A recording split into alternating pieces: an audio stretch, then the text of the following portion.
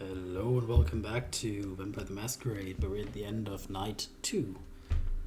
We're going to bed to start with night 3. December 2024, 5 nights till New Year. I will admit, I disbelieved Kali would actually turn up for the meeting. I did decide to give her the benefit of the doubt yesterday night, but was fully prepared to launch a citywide manhunt to find her if need be. She left you, just like you left yours in London. Oh, interesting. I left a child behind in London, maybe. So, when her voice suddenly pops up right next to me while I am leaning against the Haven's doors, I am well and truly surprised. Hey there, pretty boy. You come here often? I look at her, relieved before her words actually reach my brain. Do I come here often? What do you mean? It's my haven, I sleep here. She pouts but laughs lightheartedly. You're no fun. One day I might understand her attempts at friendly ribbing, but not tonight. I get into my car without further delay and she hops in right after.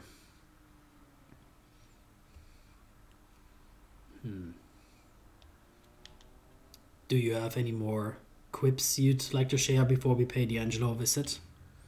Nuh-huh. No time for dilly-dally, right? Correct. She seems ejected for some reason, then delighted when I hastily take off. Of course she'd be a speed junkie. Luckily I don't mind indulging her in this particular habit as long as the streets of New York allow. And this time of our drive isn't even that awkward anymore. D'Angelo, you here? D'Angelo's haven. One I would be reluctant to call a bureau, or no matter how much he insists, rarely ever changes. Surely, new papers, pins, and evidence come and go, but the very essence of controlled disarray, shabbiness, and cigarette stink is forever fixed in place. Much like the trapdoor in the corner, leading down to wherever D'Angelo sleeps during the day, now flung right open.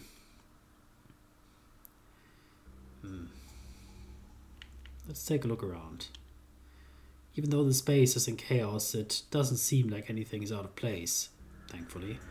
With D'Angelo always sticking his nose where it doesn't belong, I'm constantly worried about him in the back of my head. Hey, Mr. Detective! You're being paid a visit by a damsel in distress. And then there's me. I roll my eyes. D'Angelo's going to be delighted that she somewhat keeps to the noir convention. Speaking of the devil, D'Angelo squints at her as he emerges from beneath the floor, his lips moving silently, and I strain my ears to hear it. They appear like shadows, the coin cast by worn-out hopes and dreams in this wretched city. Dreams that could only be saved by none other than Gianni D'Angelo. Kali scruffs, amused. Saved? That's a bit of a stretch, don't you think? He leans back over the rickety table, shaking his head as if to dislodge the noir cliché struck in his brain. Kali, a pleasure. When he turns to me, a hint of a smirk tugging at the corner of his mouth, I nod at him calmly. Gianni. Pádraic. Look like you're still losing your head. Just not literally, huh? Indeed. The sheriff is yet to relieve me of my carnal burden. But worry not, there is still time until New Year. You might yet win that little bet of ours. Kali looks like she's about to vibrate out of her skin in excitement, so I try to snuff it before it can explode and completely derail our meeting. Anyway, we came here to find out how you two clowns know each other. Come on, give me the juicy details. I was too late. D'Angelo shrugs dismissively. I showed up a mile back, pestering me about some anarch girl and her inner voices. Would you believe we clicked over what might just be the greatest movie ever?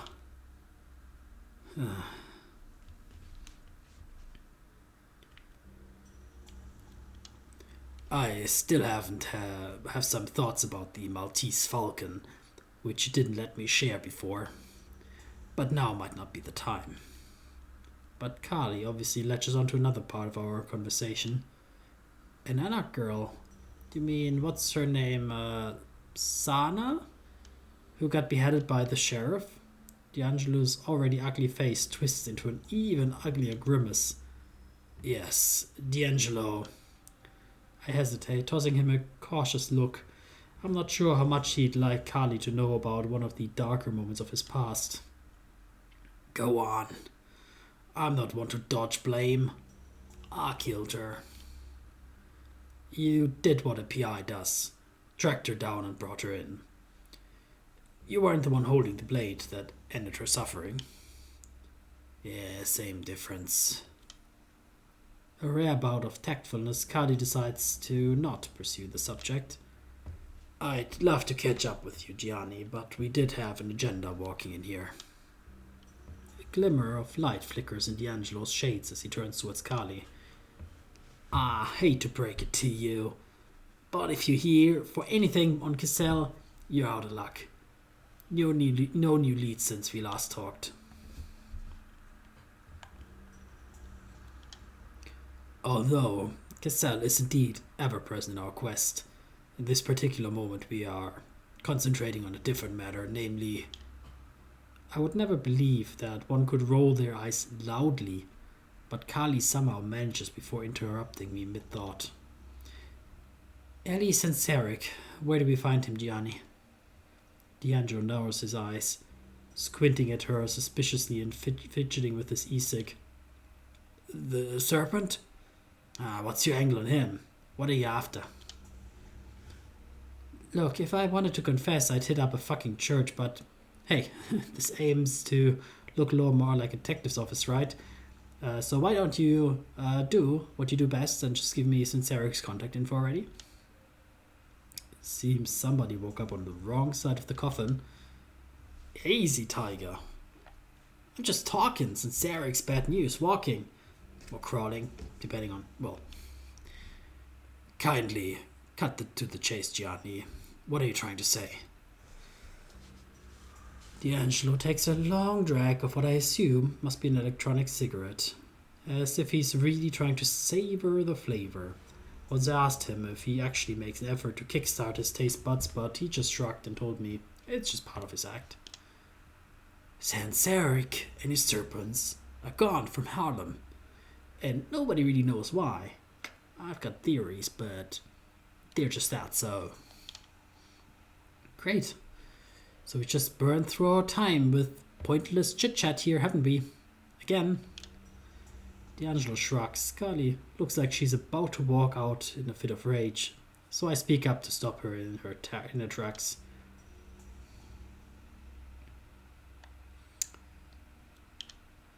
We don't need to know why Senseric left Harlem. Just tell us where to start looking. St. Philip's, in the vicinity of Morningside Park, are your best bets. They're not far from each other. You might just dig something up there. Thank you, D'Angelo. Those are solid leads. Ain't the faint whiff of sincerity in your bullshit makes it almost charming. I know they're quite the Glengarry leads you're after, but hey, on these nights, beggars can't be choosers. So, is this intel gonna cost me the usual 2 blood bags? You keep your stash, kiddo. Just clue me in on where Senseric's hiding once you sniff him out. And we're square. His ugly mug suddenly goes serious. He straightens up and steps closer, eyeing both Carly and me intensely. Last time I warned you that shit's gonna hit the fan soon. But that old news already. It's way worse now. You can feel it, can't you? I nod, almost instinctively, catching Carly doing the same. I'm bailing earlier than planned, and I strongly advise you to consider doing the same. I won't sugarcoat it. I could use a lift, and you could use some level-headed advice on the road. He looks genuinely terrified. Carly and I slowly exchange looks before shaking our heads. I can't. Not just yet.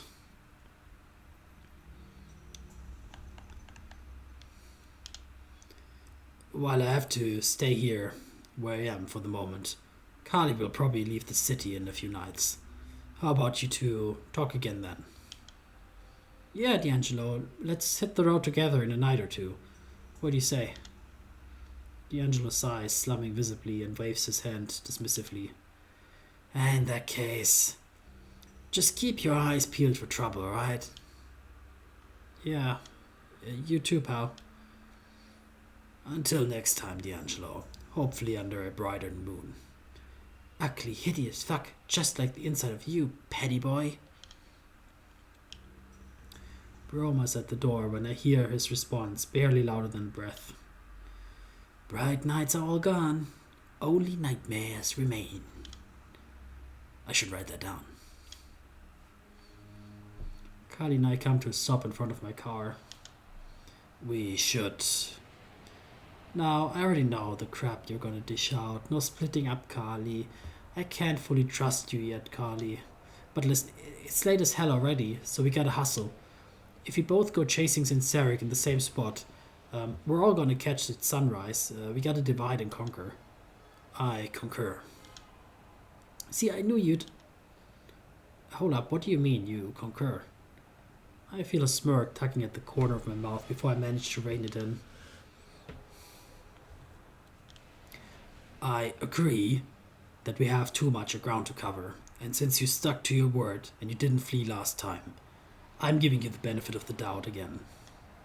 She just stares at me in a comical confusion before erupting into laughter. I don't recognize you, man. Where's the stick up the ass, Patty? Who's this loose cannon they replaced him with? Being replaced. That's an uncomfortable thought. One that crossed my mind many times before. My voices, taking over until all that remains is me, is my cracked outer shell. Patience, Vion. Time is yet to come. My fingers close comfortingly over my ring. I can't think about it right now. I have a job to do. I tuck my hands into my pockets. I guess it means pocket, it says packets here. Let's divide for now. Any preference for where you'd like to head? So, it seems like we have again the choice. And last time, of course, with Kali we did the church. Yeah, we did the church. So I guess we will do with Pádraic, like the same as we did in our episodes, to go chasing Ellie in the Morningside Park. I can't help but wonder what a group of kindred as radical as the Ministry would even be doing in a park of all places. Although finding Sinceric here seems unlikely, the place still needs to be investigated for clues. I suppose so. Carly hops out of my car at the entrance of the church, and I speed off to Morningside Park to search for any sign of Sinceric. From this vantage point, there's nothing particular poetic about the park. The absurd number of stars scattered around could inspire some lines, though. I'm quite fond of parks in general, but at the end of the night, a park is just a park. Which really makes me wonder why a group of kindred as radical as the Ministry would be doing here in the first place. I don't know much about Sinceric, just enough to be absolutely sure that he's really bad news. The most powerful snake in New York is keeping the Ministry in an iron grip. Aggressive, territorial, unpredictable. Makes me wonder what kind of deals Cassell made with him, and how much of that obstructed Vitra's plans. Well, no matter. I've got to comb through this entire park anyway, tree by tree, snowflake by snowflake. I'll admit, the search is not exactly riveting, but I'm not one to abandon tasks just because it's boring. But the more I look, the more confident I am that Sinceric is not here. No trace of him whatsoever, in fact. I'm about to admit defeat and return to the rendezvous point when the wind brings the faint sound of distant conversation to my ears. I turn around and quietly follow the noise. I spot them just a minute later. Kindred, snooping around, clearly on the lookout for something. Perhaps they have information I seek.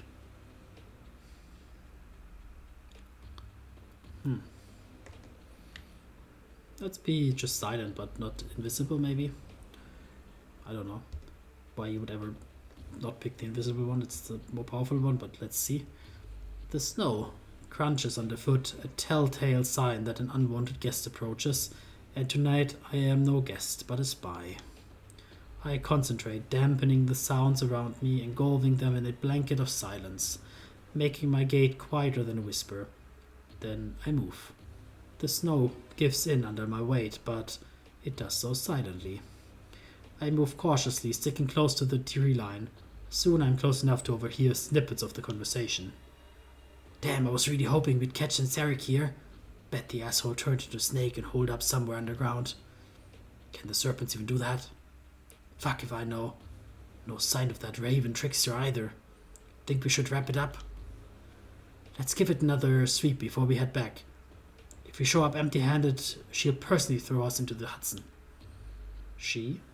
The Hudson? More like she'll strip us for parts. Are they Vitra's men?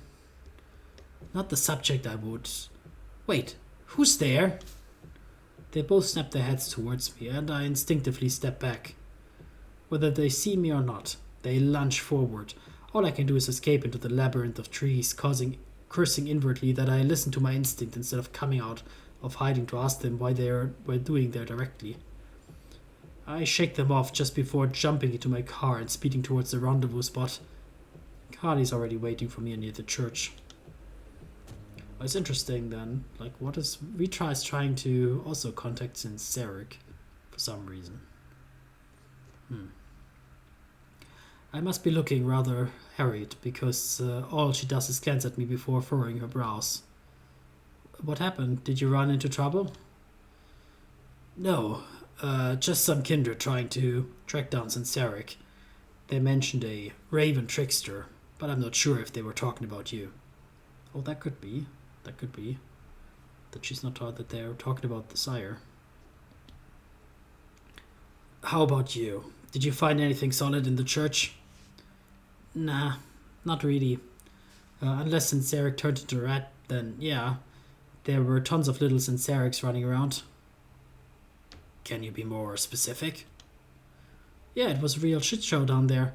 Someone had dumped a whole bunch of bodies into the crypt. Found this note on one of them. I immediately pull over to examine the note thoroughly, which somehow makes Kadi rather exasperated. 40.8006 degrees north, 73.8986 degrees west, 5'10", black, yellow eyes, highly aggressive, exercise extreme caution. I see. The description could be Senseric. Truth be told, it could fit half the city. But these coordinates are Greek to me. Hold up. Let me grab the map. Save it, Mr. Safety First. I've already checked. They point to the Hudson. Looks like we're due for a river ride. The Hudson? We'll see her again, lad. Prepare the sacrificial lamb. Hush. I rolled the dice until it came up 20. But by that time, Kali has already noticed that something's wrong. You're right. I mean, North Brother Island, or whatever it's called, didn't look too far off the coast on the map. It's not about Vitra. What a relief. North Brother Island, I see. It's one of those little islands in the East River. It's close to the Hudson, but not quite there. Is there any way of confirming this lead before we commit to it? Yeah, check out this prayer here. Focus on the first word of each line. I take a cautious look and feel my shoulders drop. North of the havens, his grand celestial shrine, brother in the Lord, united by blood that is divine, island blessed by his touch, where saints and angels shine. The first word of each line. N, H, B. Or it's north, his brother island. I'm not sure. But there's Brother Island for sure in there. North, Brother Island. Suddenly Carly gives me a light, reassuring pat. Chill, buddy. I'm a damn good swimmer. I could practically tow you across if it came to that. What's she on about? That won't be necessary, but thanks. So this is our best shot, I guess. It sure seems like it. Better step on it. We don't have so much time before sunrise. Oh, brother. North Brother Island is kind of a bleak spot, which seems to fit the ministry perfectly. Come to think of it, hopefully we'll find Sinceric there instead of another red herring. So let's go there already. When Carly and I hit the wrecked pier of North Brother Island and see the derelict buildings nearby, I wince with disgust. I no longer hold vivid memories of my days on the warfront, yet the sight of ruins still invokes these unwelcome sensations as intense as ever, despite the years that have passed. Thankfully, the gruesome ambience is somewhat ruined by perfectly new RIBs moored along the pier. Some of them have clearly been used in the past couple of hours, judging by the mud and melted snow on the seats. But I am more curious about the way Carly's path crossed with Sinceric's. Just to make sure we're on the same page, what exactly is your connection to Sinceric? She seemed apprehensive to share, as if scared that I would judge her too harshly, but in the end, acquiesces to my question. So, I deal on the, let's call it, darker side of the web, right?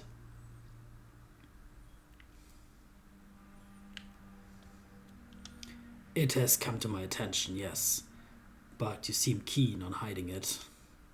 She hesitates and opens her mouth, clearly ready to launch into an explanation, but seems to remember that we're on the clock here. Or perhaps she rightly assumes that explaining to me would be futile, and happily use it as an excuse to change directions. Well, Sinceric was technically Reynard's client, but I was the one handling all the sketchy stuff he requested. Never met the guy or anything. Everything's always went through Reynard, but Sinceric is the only client whom I know by name. Fine. You have mentioned before that he and Reynard had a relatively good relationship. How do you plan to exploit that? She snorts, and I am unsure whether she's annoyed that I caught onto her modus operandi or exasperated about something else. I'm about to keep my gentle prodding when suddenly we're cut off by gunshots, and they're getting closer. We duck down and observe as some guy comes tearing onto the pier, screaming his lungs out in terror. He's running backwards, tripping over every bump while desperately trying to shoot at something in the tree line, totally unaware that his gun's clip's been empty for a while. He's decked out head to toe in urban warfare gear, reminiscent of the hunters that I had the pleasure of meeting a few times lately. He hasn't noticed us yet, blinded by his delirious fear. Perfect moment to strike. I glance at Carly, catching her already looking at me and jerking her head towards the mortal. I assumed she would have wanted to deal with him herself, so I don't move too far beat before sizing up the prospective prey. Well, let's feed. And then I launch without any further thought, getting to him in the blink of an eye and sinking my fangs into his neck. I don't consider myself picky when it comes to feeding, but by God, the hunter tastes vile. High on adrenaline, muscles already burning with lactic acid from his panicked run. It's a weird feeling, the bliss of satisfaction mixed with the disgusting taste of what's filled me up. I come to see Carly watching me with a complicated face. All good? I carefully set the body down and wipe my mouth clean, grimacing in disgust. Yes, forgive me, but that was highly unpleasant. She laughs a little. You're hereby forgiven. If those were Sinceric's ministers who pushed this poor bastard to the edge, I'm not exactly eager to meet him myself. I nod, looking at the lifeless body. The Masquerade would urge us to hide it, but nobody's going to come looking for him here, ever. And time is of the essence, so I don't bother. Neither does Carly. We share a quick glance before sneaking cautiously through the thicket towards the ruins looming over the bare trees. We tread carefully through the bushes, mindful of the crispy crunch of the snow underfoot. Perhaps we're overly cautious because the distant gunshots would have covered the sound of a stampede, but better safe than sorry. Although, admittedly, the shooting has quieted down the last couple of minutes, replaced by terrible screams of torment. We stumble upon several corpses, and surprisingly a decapitated skeleton with scraps of decomposing flesh still clinging to it. The murder of crows feasting on the scene couldn't care less. To them, flesh is just flesh. It gives us both a bit of a pause. Those fuckers. The screams are almost drowning out the gunfire now, signaling that the ministers might be getting the upper hand. Very well. We'll be fine as long as they don't mistake us for enemies and decide we should share a similar fate to the hunters. Great, Kali. You've got yourself right in the middle of a fucking war front. So it seems like we can survive this, so let's joke a little bit, let's build a bit of rapport with her. As water fronts go, this one isn't too bad. At least the food's marginally better than, well, way back when. My lame attempt cheering her up earns me a quiet snort. So what's the plan? We could try sneaking past, hoping the hunters are too busy with the serpents to notice us, or... You shouldn't let the raven choose. That's ravenous. Raging. Look over there, there's a spot under that collapsed tower where we could hide out and wait for this to blow over. She'll feast on you along with crows. You must choose. You. Okay, that means she has to choose. Roll 20. Silence. I better let Kali pick our path. I'd say we go with whatever your daredevil instinct recommends. You sure you didn't hit your head on the way over here? Positive. Well, let's kick some ass then. Maybe that'll score us a few points with Senseric right off the bat. I nod and follow her as she kicks down the door and we enter the ruined building. Every sense heightened as my vitae surges in anticipation of a fight. The floor is a jigsaw of body parts. You could probably piece together a few whole bodies from the mess if you were so inclined, but we are in a bit of a hurry. I make sure to walk around them, though, only half noticing the sickening crunch of bones crushed under Kali's boots. What you waiting for, idiot? It's safe, sound, secured. The hairs pop on my neck stand on end. The hairs on my neck stand on end, and I come to a stop. Something's not quite right. Alright, heightened senses. Why do we have disciplines after all? I shut out external sensation and hone in on the feeling that made me pause. I isolate it from my other senses, focusing intently on that distinct presence. There, behind the wall, 3 of them. I flash 3 fingers at Kali to signal the hunters stashed in the room next doors. She plasters herself against the wall while I kick a pebble to mimic footsteps. Fooled, 2 hunters burst out, shotguns ready. I lash out with my iron will like a whip, catching one of them by the brainstem, dominating him until he aims his gun at the other one and pulls the trigger. Grey matter splatters over the wall, confusion and dread plastering all over the shooter's face just before Kali rips his throat out. The last hunter starts panicking, blasting his assault rifle everywhere, trying to shoot us through the walls. We duck behind the door frame and Kali sneaks a quick glance. She must like what she sees because her grin is truly savage. Without even a glance to coordinate, Kali and I lunge forward. I go high, aiming for the gun, while she dives low and slams an elbow into the man's solar plexus, dropping him to his knees, then flattens him with a right hook to the temple. Before the hunter's fingers even twitch on the trigger, he's already lying on the ground, disarmed and confused. We both move in again, but this time our usual rhythm is off. The syncopated moves clash as we both reach for the hunter's head, each of us planning to snap his neck, not realizing the other had the same idea, and the head just it pops off. The lips keep moving for a few moments as if murmuring a silent prayer. We drop it immediately, looking at each other in embarrassment, and take a step back from the now headless corpse. The clamor we caused inevitably draws more trouble. As we turn to leave, a bunch of hunters fleet in, weapons at the ready. We go back to back and switch places, throwing them off balance, but before we can launch, we hear a loud ting! The hunter in front of the door stills and pales like a corpse. For that is exactly what he has become. His head is severed by a cut so clean that his body stands dumbly for a moment before crumbling onto the ground. Behind him stands a group of serpents, all clad in leather and gold. A glamorous, yet terrifying sight. For a split second, the room goes deathly silent, and then all hell breaks loose. Carly and I hardly need to intervene. The hunters and serpents clash with each other. Gunshots echo, cries fill the air, and blood flows freely. It's all over in less than a minute, and the kindred, predictably, emerge victorious, leaving one last victim unscathed. The silence that falls is so oppressive that it almost buzzes in my ears. I reflectively check my ears and fear I've gone deaf. But thankfully it doesn't seem so. Carly looks confused as well, which calms me down a bit further. The serpents don't move, don't speak, only look at us judgmentally, calculatingly. In this heavy silence, filled only by the scent of blood, the sounds of approaching footsteps feels like a crash of thunder.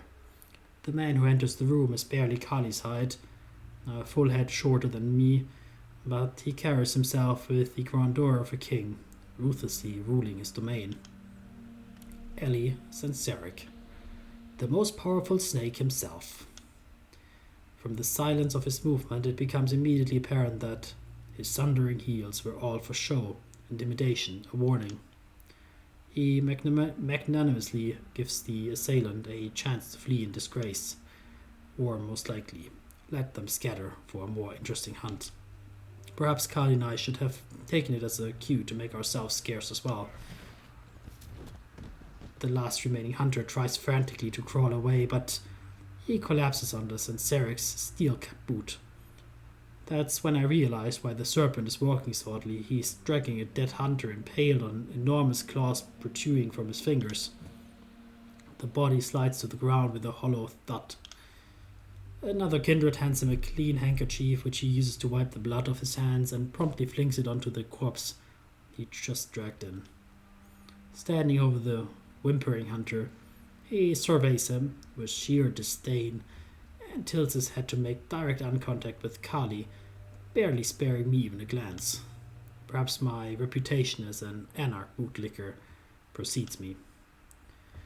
Given that you've smeared with the blood of the cattle, I'm inclined to believe you didn't partake in the assault. Am I right? Carly straightens up, almost vibrating out of her skin. Please, I've had enough bullshit from their crew already. No, we're siblings in arms here.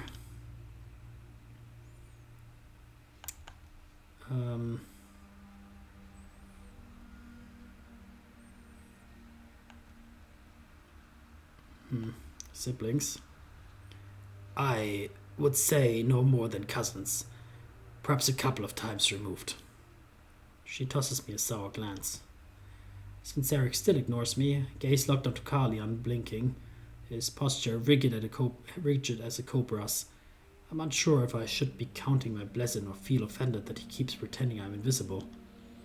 I'm not particularly keen on getting on his radar. Suddenly, he lets out a short, sharp whistle. Instantly, two of his servants lift the last hunter, propping his limp body onto a standing position. But Senseric doesn't spare him a glance. His eyes are fixed on Carly, but she pretends it doesn't bother her one bit. He's quite a real trouble, this one. Quite the rogue, wouldn't you say? Of course you would. Why don't you teach him a lesson? It's clearly not a real question, and the only acceptable response is a dutiful yes, sir. But I'm not the soldier at whom this order is directed. I sigh inwardly as Kali plants her feet wide, crossing her arms, and glares right back at Senseric's cold, snake-like eyes. He clicks his tongue disapprovingly. She seems to be catching on that her rebellion won't earn us any points. In the ministry, it's all about order and hierarchy. Leave her be, lad, leave her be. Let him bite, let him spit. We have no time to wait around for whatever punishment awaits her. I step in front of Kali, arms pushing her gently behind me, and clear my throat.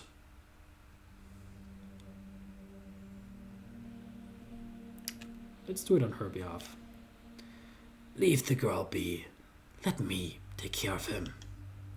That unfortunately doesn't bring Senseric eyes onto me, and everybody's in the room as well, Kali included. It does bring his eyes on him. Frankly, it bothers me a little bit. I very much prefer not to flaunt my gifts for everyone to see, but I don't think I have a choice. I crouch down and lock eyes with the hunter, wide-eyed from exhaustion and terror. Yet there's a shred of defiance left in him, and I latch onto it as a first word escapes my mouth. I whisper the truth, unpleasant, yet exhilarating, reaching deep into the core of the hunter's ego. It's the truth he knows, but keeps hidden, the truth he cannot handle. I speak until he is a step away from falling apart, ice, spouting tears and rolling back into his skull. No, don't.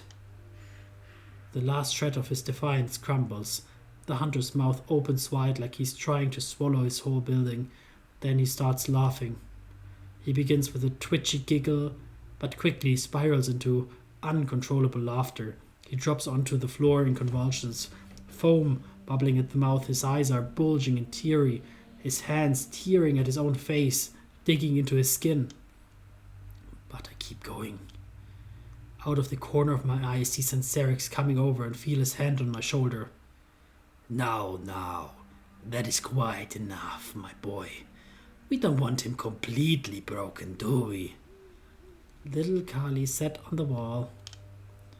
It takes a long moment before I'm able to shake off the elevation, to withhold the truth seeping out from within me. Eventually I back off, eyes stuck onto the ground. I especially ignore Kali's dumbfounded gaze, feeling flustered and ashamed of my lack of control. The hunter breathes laboriously on the ground, and Seric's serpent eyes follow these feeble movements unblinkingly.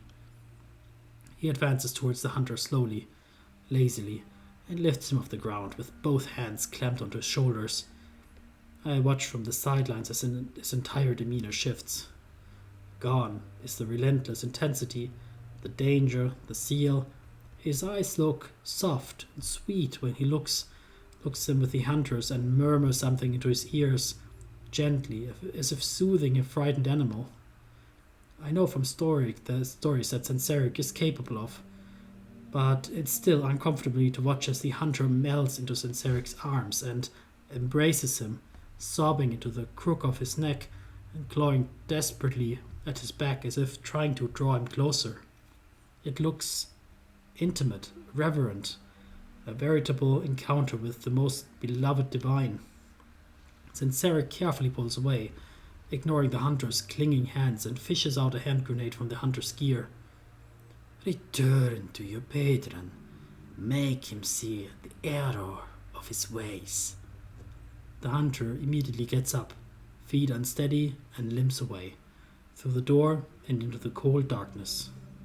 His gait is awkward and clearly uncomfortable, as he never, not even for one moment, averts his eyes from Senseric's face. Enamored look firmly etched onto his features. Come. He strides confidently towards the pier, his entourage obediently following suit. And naturally, we're heading along too, courtesy of a serpent who insists on shoving us as if it's truly necessary. With no further distractions, the path feels much shorter than I recall, In the distance, I can see one of the RIBs bobbing on the waves of the East River. I wonder if that hunter will truly yield to the serpent's charming hiss. Now. Senseric turns to Kali and me, sizing us up with an icy glare. But even though his tone returns to the frigid intensity from before, it carries a tinge of, dare I say, benevolence as well. You have the misfortune of catching me in a nasty mood, I'm afraid. But if you provide an acceptable explanation for your presence on my turf, I might just let you go. Well? Kali flicks a glance at me and I nod at her encouragingly. Name is Kali, and this here's...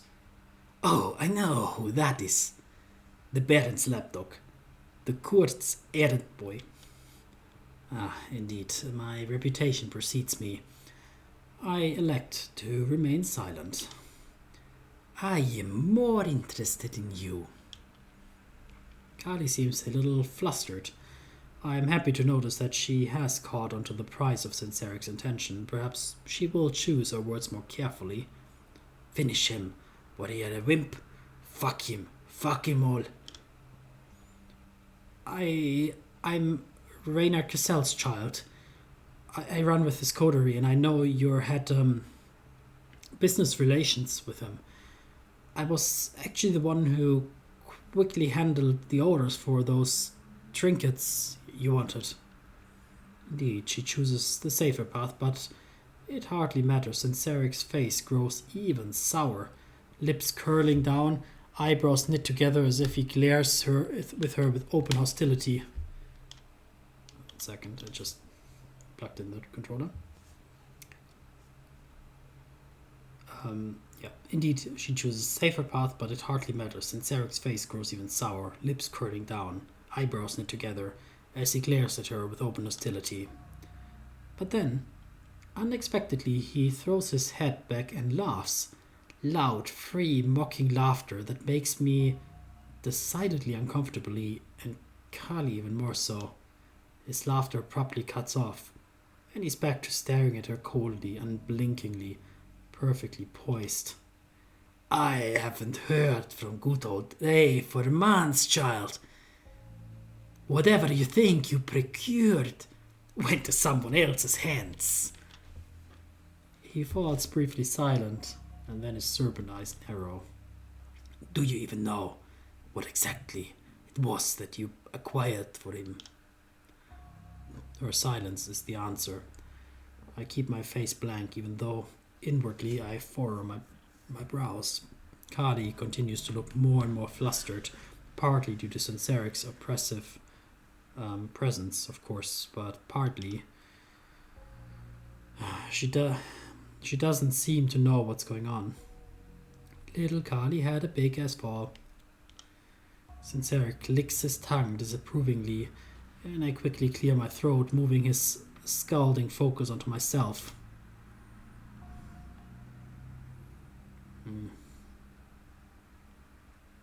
Let's try to coax it out of him. Kali here is looking for her sire to give him his much-earned comeuppance. Perhaps you'll profit from it as well. Could you share with us your most recent dealings with him? My attempt at wheedling information out of Senseric is embarrassingly obvious, but thankfully all he does is smirk and sigh, as if thinking about Reynard brought him great trouble.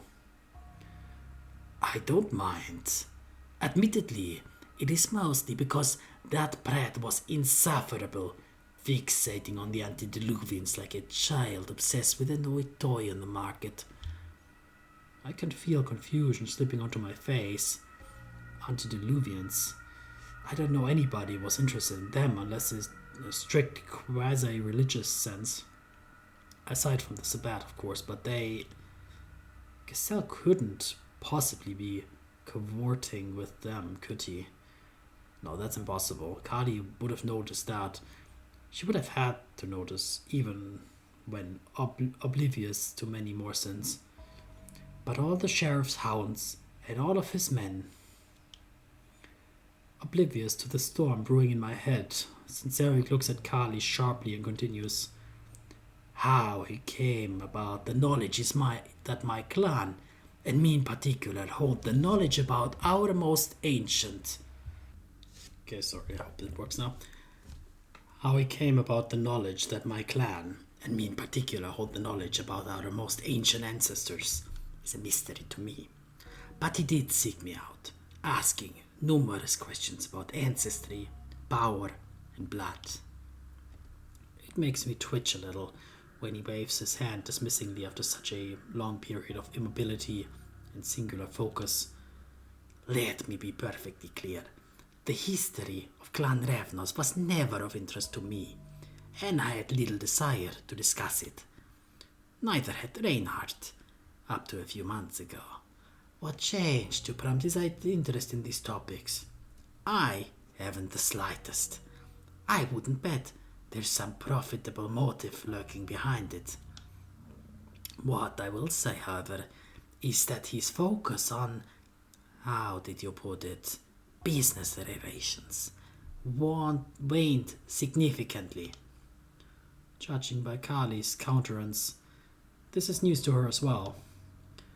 For the first time during our conversation, Ellie's face becomes a picture of true savagery. Gone is the pleasantness, exasperation, tinges of courtesy. All that remains is anger, unrepented and feral. Could put Kali's head back again. Reinhard Kessel's been slipping in his promises. Oh, child of his. I am done graciously waiting for amendments. Kali sneaks a little look at me, so I nod at her encouragingly. She takes a beat to compose herself and starts speaking. I get it. Let me speak plainly. Reinhard's missing. Whether he's gone for good or just laying low, I can't say. No one's been able to reach him. I think he's out of there somewhere, hiding, but he's off the radar. You've got your ear to the ground here in New York. Heard anything about Reinhard in the last few nights? I have no interest in that brat in so much as the objects he swore to procure for me. And since now I'm aware he had no hand in obtaining them, it is high time that I move on to greener pastures, don't you think? Especially now that I know they intend to deliver, no? Zerix almost seems to have lightened up by a hair, but his expression snaps back to its usually icy detachment as he leans forward slightly, his gaze as steady and chilling as a snake's. Reinhard Kessel's meddles with powers beyond his ken. I wouldn't be exactly surprised if the sudden uptick in the hunter activity could be attributed to his actions, one way or another. We wait, hoping he'll elaborate on this strange implication, but it seems he considers our discussion done. He straightens up and signals to his second-in-command, who quickly moves in to hear the hushed instructions he whispers. Reinhard Kessel, meddling with something beyond his ken, connected to the hunters. Could it be? Is that the task with which Vitra settled him? I need to know more, but I see Kali looking at me, and then she moves closer, preventing me from delving into the matter. Guess what's our next move, since Eric's clueless about Reinhard too? Your sire's messing with dangerous shit? Great, tell me something I don't know. What now? I'm about to insist we keep prodding about the hunter angle, but I catch her dejected face. She usually walks with such a pep in her step that any sort of sadness looks unnatural on her features. It's like she was born to smile, not frown. We see what you're doing there, we see it. Does it bother you that Reinhardt's been undermining you and going back on commitments that involve your work? She scowls at me, crossing her arms. Of course it bothers me. What do you think? He was supposed to screw other people over, not me. Ah, yes. I understand now. So there is no honor among thieves, after all. Let's empathize with her. I'm sorry it happened to you. But maybe we could discuss it after we bid our farewells. Hold up, there's one more thing I need to ask. She backs away and cuffs to grab Sinceric's attention. He acknowledges her right away, but is deliberately slow to finish a conversation with his right-hand woman. Just one more thing before we scram. The circulatory system seems to have a hit list, and Reynard's sitting at the top. Any clue what that's about? Sinceric eyes narrow in anger and contempt. Well, color me astonished. He's been blabbing on and on about his latest illustrious benefactor, who would help him circumvent the red market. He makes such a sour face that we are still mortals. I'm certain he'd be spitting with disgust. Seems like he got caught on the wrong side of that slumbering bitch from Hudson. Frankly, good riddance with that. She tilts her head like a confused puppy while my vitae runs cold. And who do you mean exactly? She has you now, lad. She knows.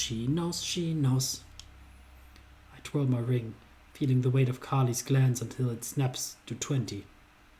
Bollocks, we almost made it through without veering towards unsavory subjects. Sinceric gnashes his teeth, and a low, seething murmur ripples through his followers. That Simitsi bitch, Vitra, or whatever the fuck her name is. You don't know her? Then count your blessings, child. What's her deal? Her deal is that she waltzes in like she owns the place and steals what's been rightfully ours for decades. I raise my hand just in time to see his eyes blaze with pure yellow hue, fangs elongated as his jaw loosens in a furious scream.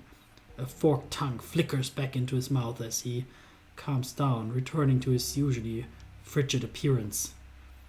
I add two and two together and realize that Friedra must have been the one who ousted the serpents from their turf in Harlem. And you forgot, lad, she drove them out the way St. Patrick got rid of the snakes back home.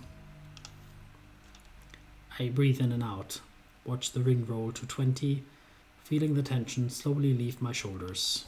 But then Carly just keeps talking. I wonder what kind of relationship Reynard has with Vitra. Do you think? I do not think about her, child of Reynard, nor do I wish to start. My time is precious. We are done here.